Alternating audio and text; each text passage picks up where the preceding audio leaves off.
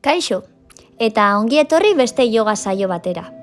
Gaur, ane eta berdintasunaren basoaren ipuina kontatuko dizuet. Prestaudete? Hasi egingo gara. Bazen behin, ane izeneko neska ausart bat. Ane, jakin min handia zuen. Gau batean, izarrei begira zegoela, eskolan irakasleak azaldutakoa gogora ekarri zuen. Irakasleak martxoaren 8an emakumeen nazioarteko eguna ospatzen zela azaldu zion. Anek ez zuen oso ondo ulertzen zergatik ospatzen zen egunura. Bere gelan denek eskubide berdinak zituzten. Baina irakasleak munduko leku askotan hori gertatzen ez zela azaldu zion.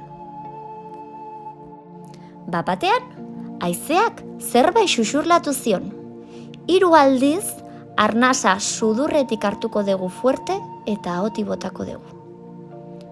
Hartu sudurretik eta bota ahotik eta 3. aldiz. Hartu sudurretik eta bota ahotik. Berdintasunaren basoa aurkitu behar duzu. Han dago erantzuna. Anek haizeak esandakoari kasu egin zion eta zuhaitzez inguratutako basoan murgildu zen. Zuhaitzen postura egingo dugu.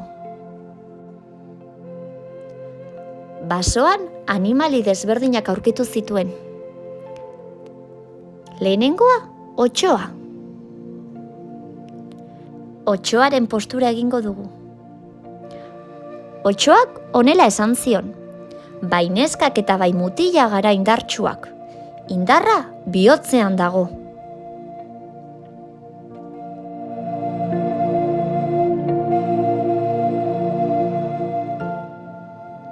Ondoren, txoria agertu zen. Txoriaren postura egingo dugu.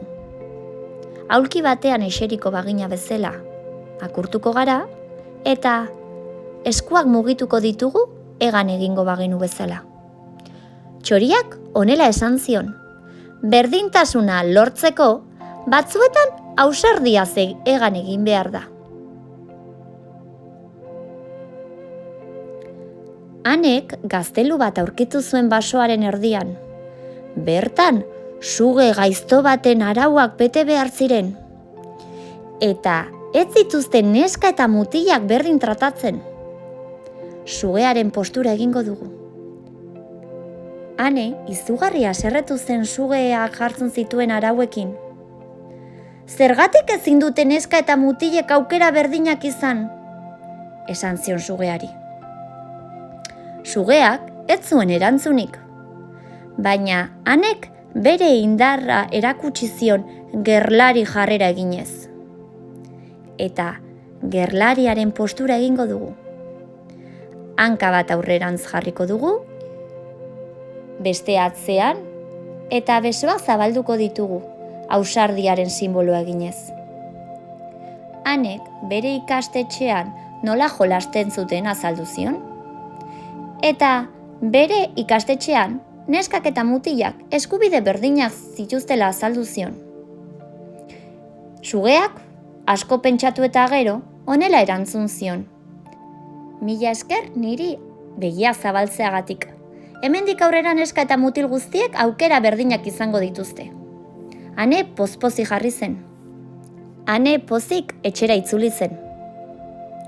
Ohean etzan eta izarrei begira jarri zen lasai-lasai. Gu ere lurrean eseri edo etzango gara, eta lasai-lasai egongo gara, gure arnasketa sentituz.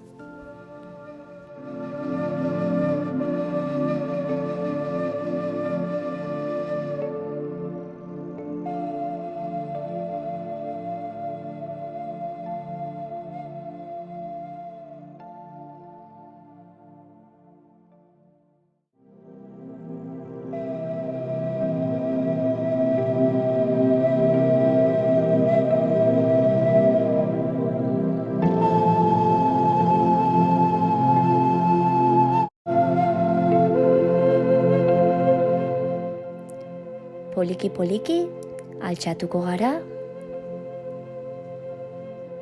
Gaurkoz amaitu dugu. Mila esker, agur!